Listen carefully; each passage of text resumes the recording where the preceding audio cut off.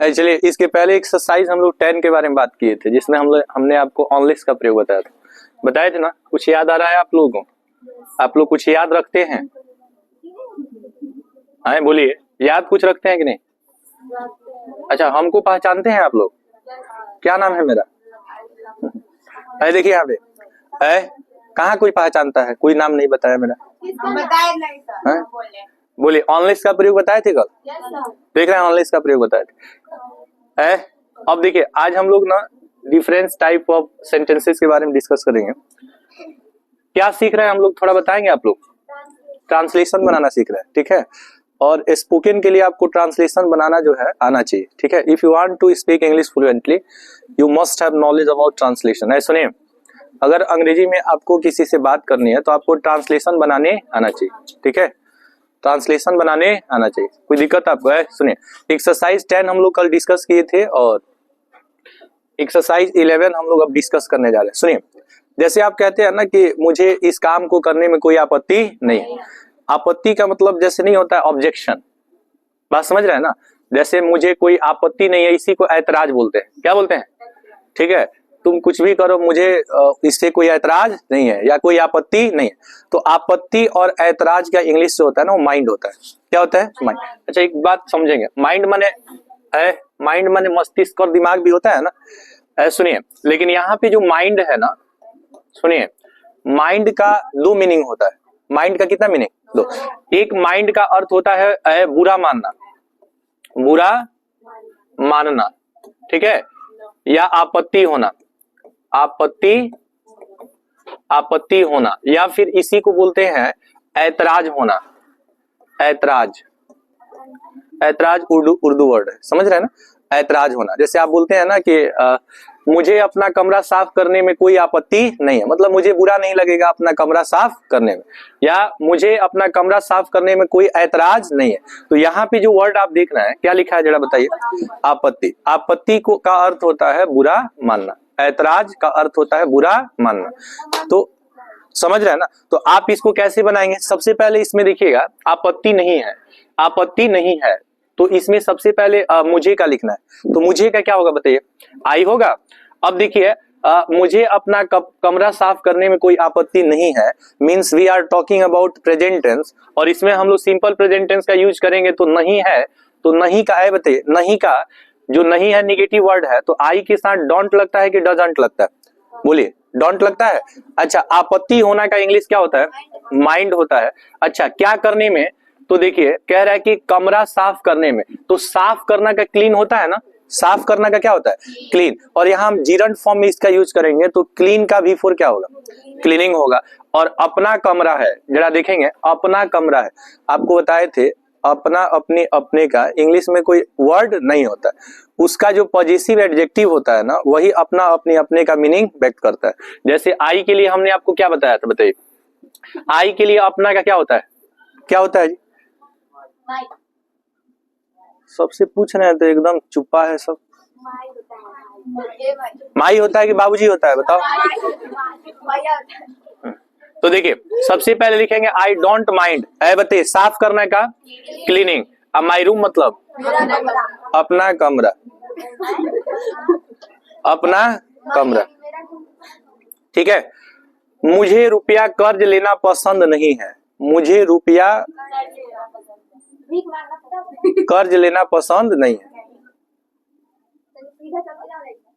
जल्दी बैठो, थोड़ा नौटंकी कम, क्लास में हो, एकदम हीटर उटर ऑन करके या तब। चलो देखें, बाबू दूसरा सेंटेंस देखिए, मुझे रुपया कर्ज लेना पसंद नहीं है। आप बताइए, सबसे पहले पसंद नहीं है या पसंद नहीं करता हूं, लाइक का यूज हमने आपको बताया था ना। तो मुझे का क्या होगा? आई होगा। अच्छा, पसंद नहीं है, नहीं है तो डोंट लगाएंगे, आई डोंट। आप पसंद का बताइए?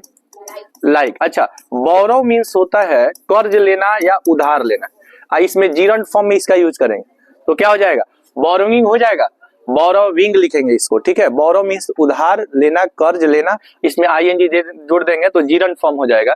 और रुपया पैसा का क्या होता है बताइए? रुपया पैसा का क्या होता है? मनी। तो जब इसको हम ट्रांसलेट करेंगे तो आई डोंट लाइक क्या हो जाएगा? बोरोइंग मनी, ठीक है। बोरो मनी का मतलब होता है कर्ज लेना, उधार लेना, रुपया पैसा कर्ज लेना और उधार लेना। बात समझ में आ रहा है? नेक्स्ट सेंटेंस देखिए क्या कह रहा है। सेंटेंस, तीसरा सेंटेंस क्या कह रहा है, ध्यान से समझेंगे। हम लोग ट्रांसलेशन बनाना सीख रहे हैं, ठीक है। If you want to speak English fluently you must have knowledge about translation. और ट्रांसलेशन के बारे में हमने आपको बताया था कि translation is that process in which we learn how to change one language into another language, जिसमें एक भाषा से हम दूसरी भाषा में बदलना सीखते हैं। इस प्रक्रिया को हम लोग अनुवाद कहते हैं। क्या कहते हैं? अनुवाद कहते हैं। और ये जितने भी ट्रांसलेशन है ये सारे के सारे आपके प्रीवियस ईयर ट्रांसलेशन है जो एग्जाम में पूछा हुआ है और आगामी परीक्षा में फिर पूछने की 100% क्या है, संभावना है। चलिए देखिए, कह रहा है कि वह हंसी बिना नहीं रह सका, ठीक है। वह हंसी बिना नहीं रह सका। जब किसी सेंटेंस में सका, सकी, सके रहता है तो आप याद रखेंगे कैन का प्रयोग सकता है, सकती है, और कुड का प्रयोग सका, सकी, सके के लिए किया जाता है, ठीक है। सकता है, सकती है, सकते है रहेगा है तो कैन लगेगा, और सका, सकी, सके रहेगा तो कुड लगेगा। बात समझ में आया? चलिए यहाँ पे देखिए, बदमाशी नहीं करना है जी, पढ़ाई के टाइम बिल्कुल बदमाशी नहीं। चलिए यहाँ पे देखिए, वह का बताइए क्या होगा, ही। अच्छा, सका सकी रहेगा तो बताइए किसका प्रयोग करेंगे, कुड। यहाँ पे नहीं है तो इसमें क्या लगा देंगे, नॉट। अब यहाँ पे हम लोग प्रयोग करेंगे वर्ब का कौन सा फॉर्म, फर्स्ट, तो बी। और यहाँ की बिना, हंसी बिना, तो बिना का क्या हो जाएगा, विदाउट। हंसना का लाफ और जीरंट फॉर्म इसका क्या हो जाएगा, V4 होता है। आप याद रखिएगा कोई भी जीरंट फॉर्म किस रूप में होता है, V4 के।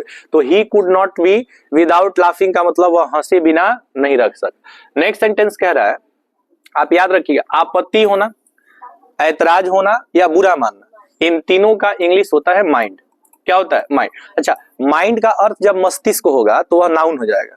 माइंड का अर्थ जब मस्तिष्क होगा तो नाउन हो जाएगा। जैसे समझिए, वॉच का अर्थ जब घड़ी होगा तो वह नाउन हो जाएगा। लेकिन कल हमने आपको बताया था कि देखना का भी वॉच होता है। तो कुछ वर्ड ऐसे होते हैं जिसका जो है ना डबल मीनिंग निकलता है, लेकिन वो अलग अलग कैटेगरी में आता है। कोई नाउन के कैटेगरी में आ जाएगा, कोई वर्ब के कैटेगरी में आ जाएगा। अच्छा, वर्ब के कैटेगरी में आएगा तो उसके अंत में ना लगा रहेगा। वर्ब के कैटेगरी में आएगा तो उसके अंत में क्या लगा रहेगा, ना लगा रहेगा। ये बात आपको समझ में आ रही है कि नहीं आ रही है?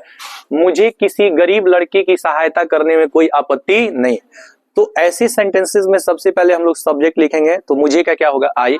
अच्छा, ये सिंपल प्रेजेंट टेंस का सेंटेंस होता है, तो आई के साथ नेगेटिव सेंटेंस बनाएंगे तो किसका प्रयोग करेंगे, डोंट का। अच्छा, बुरा मानना, आपत्ति होना का इंग्लिश क्या होगा, माइंड होगा। अब यहाँ पे सहायता करना है, क्या है बाबू, सहायता। जीरंट फॉर्म में यूज करना है इसको, तो हेल्प का V4 बताइए क्या होगा, हेल्पिंग होगा, हेल्पिंग होगा। और कह रहा है किसी गरीब लड़का, किसी गरीब लड़के, तो यहाँ पे लिखेंगे अ पुअर बॉय।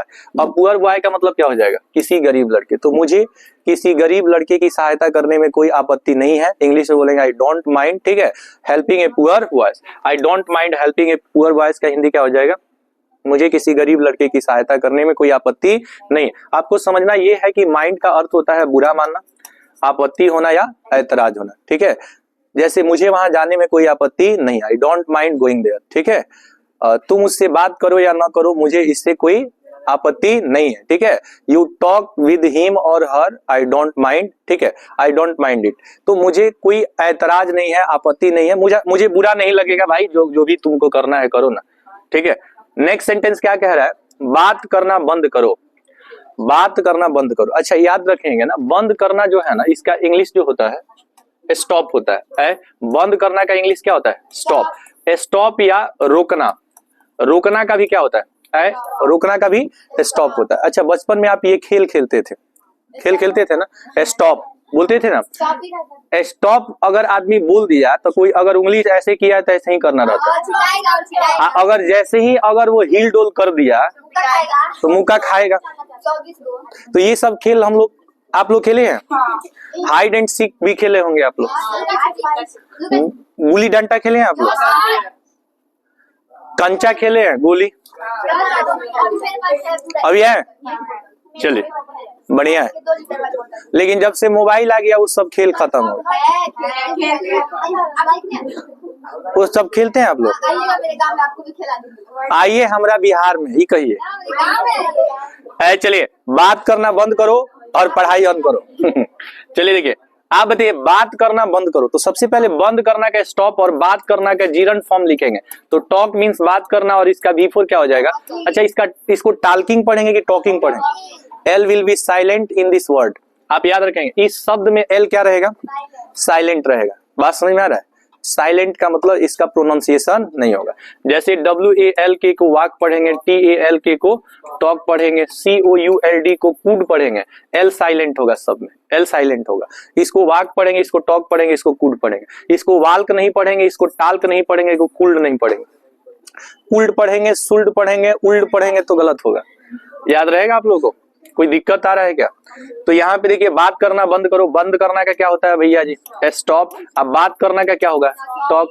टॉक का बिफोर टॉकिंग, स्टॉप टॉकिंग का मतलब बात करना बंद। समझ रहे हैं? नेक्स्ट सेंटेंस की बात अगर करेंगे, नेक्स्ट सेंटेंस समझिएगा। कह रहा है कि आपके विलंब से आने का हम लोगों को देखिए अब एक और चीज समझेंगे यहाँ पे, देखिएगा है बुरा नहीं माना, बुरा नहीं माना। क्या कह रहा है कि आपके विलंब से आने का हम लोगों ने बुरा नहीं माना। आप याद रखिएगा बुरा मानना का इंग्लिश क्या होता है? बुरा मानना का, बुरा मानना या फिर आपत्ति होना या ऐतराज होना, ये याद रहेगा आप लोगों को, आपत्ति होना। ठीक है, अब यहाँ पे एक चीज समझेंगे कि जैसे माना है तो इसके अंत में क्या है, आ। जब किसी सेंटेंस के अंत में आ, ई, ए, या रहता है तो इसे हम लोग सिंपल पास्ट टेंस कहते हैं। क्या कहते हैं? Simple past tense. Simple past tense का जब हमें नेगेटिव सेंटेंस बनाना होता है तो इसमें डिड नॉट का यूज होता है। डिड नॉट के साथ वर्ब का कौन सा फॉर्म आता है भाई? फर्स्ट फॉर्म आता है। 3 ऐसे वर्ब्स हैं जिनके साथ हमेशा फर्स्ट फॉर्म लगेगा, एक डू, एक डज और एक क्या, डिड। इसके साथ वर्ब का हमेशा कौन सा फॉर्म लगता है? First form. डू डज का प्रयोग सिंपल प्रेजेंट टेंस में और डिड का प्रयोग सिंपल पास्ट टेंस में किया जाता है। ये याद रहेगा कि नहीं रहेगा? क्या सीख रहे हैं आप लोग? क्या सीख रहे हैं? ट्रांसलेशन बनाना सीख रहे हैं। जब भी आप किसी ट्रांसलेशन को बनाएंगे, ध्यान से समझिए, जब भी किसी ट्रांसलेशन को बनाएंगे सबसे पहले आपको सब्जेक्ट लिखना है और लास्ट में टेंस लिखना है। टेंस के अकॉर्डिंग आपको वर्ब यूज करना है। टेंस के अकॉर्डिंग क्या यूज करना है? वर्ब यूज करना है। चलिए इसको बनाने की कोशिश करते हैं हम लोग। बताइए, आपके विलंब आने का हम लोगों ने बुरा नहीं माना। तो इसमें सब्जेक्ट देखिए, सब्जेक्ट आप नहीं है, सब्जेक्ट इसमें क्या है? हम लोग। तो हम लोगों का क्या होगा? वी होगा। अब यहाँ पे बताइए हमारा सेंटेंस किस टेंस में है? Simple past tense. Simple past tense का नेगेटिव सेंटेंस बनाएंगे तो डिड नॉट। अच्छा, बुरा मानना का क्या होता है? माइंड। अच्छा, आपके विलंब आने से, तो योर कमिंग लेट। लेट माने क्या होता है बताइए? लेट माने देर से। अच्छा, लेट का 2 स्पेलिंग आपको बताए थे, LET और LATE बताए थे। इसका भी प्रयोग हम आप लोग को बता चुके हैं। मुझे जाने दो, लेट मी गो, लेट मी गो। सुनिए, अच्छा चलिए छोड़िए। कह रहा है कि अब कह रहा है कि आपके विलंब से आने का हम लोगों को बुरा नहीं माना, हम लोगों ने बुरा नहीं माना। आप बताइए सेंटेंस किस टेंस का है? Simple past tense. Simple past tense का नेगेटिव सेंटेंस बनाने के लिए किसका प्रयोग करें? डिड प्लस नॉट क्या होता है? डिडंट होता है कि नहीं होता है? आप लोग इस तरह का सेंटेंस बना लेंगे।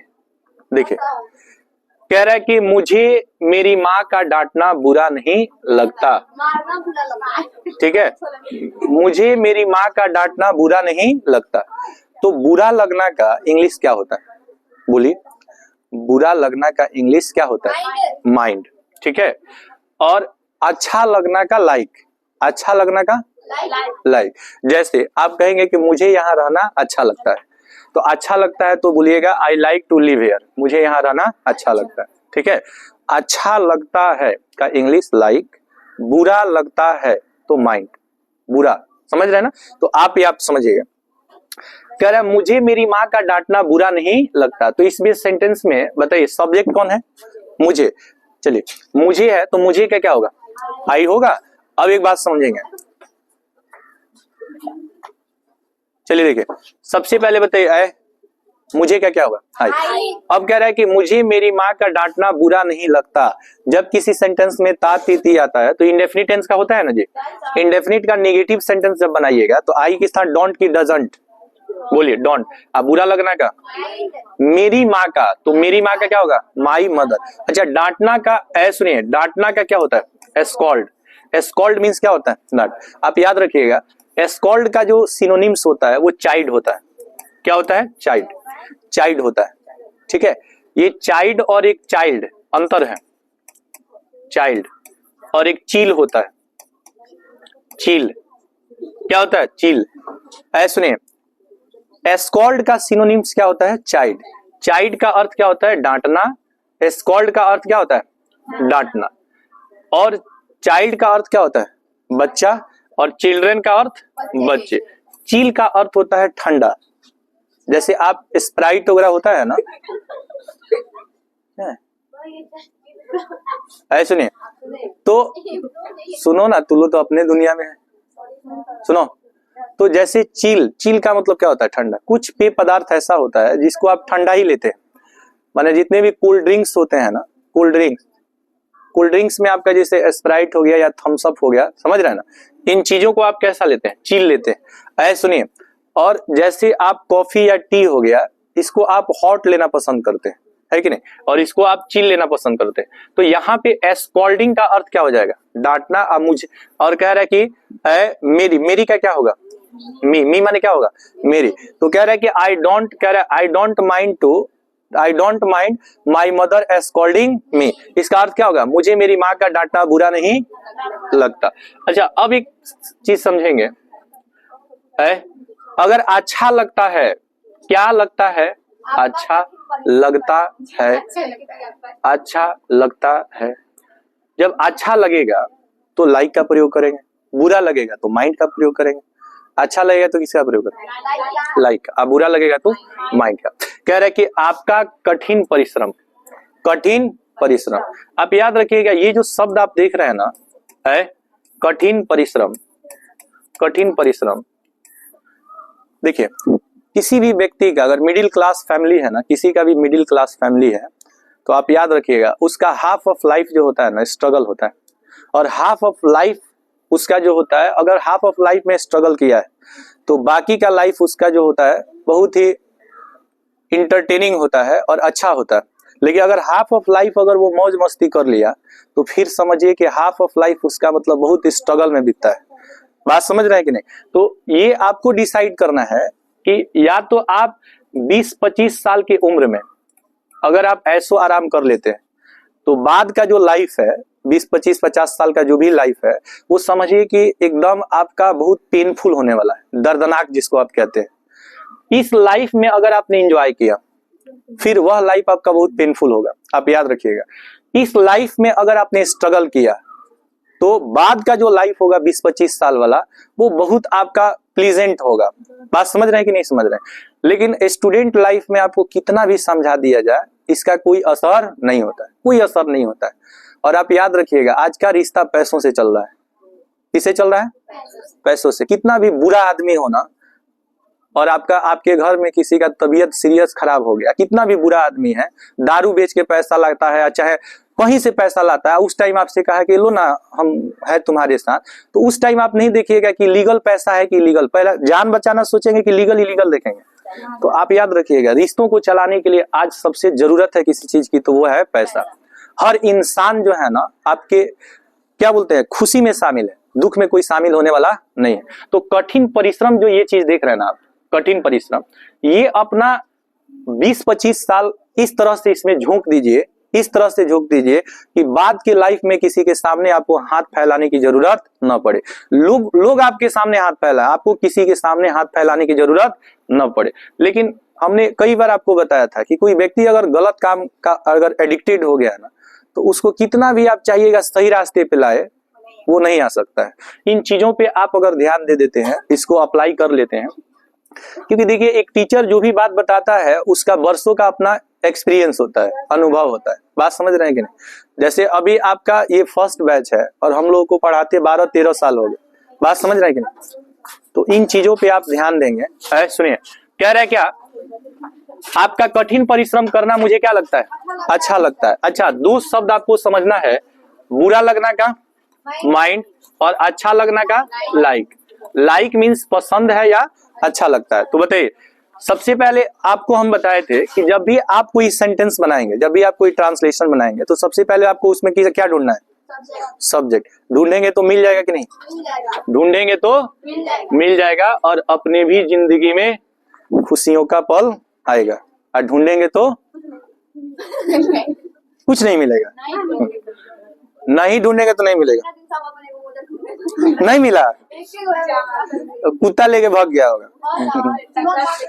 अच्छा आप लोग ये समझ लीजिए कि जो लेदर वगैरह का सामान होता है ना, अगर घर के बाहर आप छोड़ दीजिएगा तो कुत्ता लेके भाग जाता है। सुनिए सुनिए बाबू, आपका कठिन परिश्रम करना मुझे अच्छा लगता है। तो इस सेंटेंस में सब्जेक्ट कौन है? मुझे का। जब भी आप कोई ट्रांसलेशन बनाएंगे तो पहला काम क्या है? सब्जेक्ट को ढूंढना।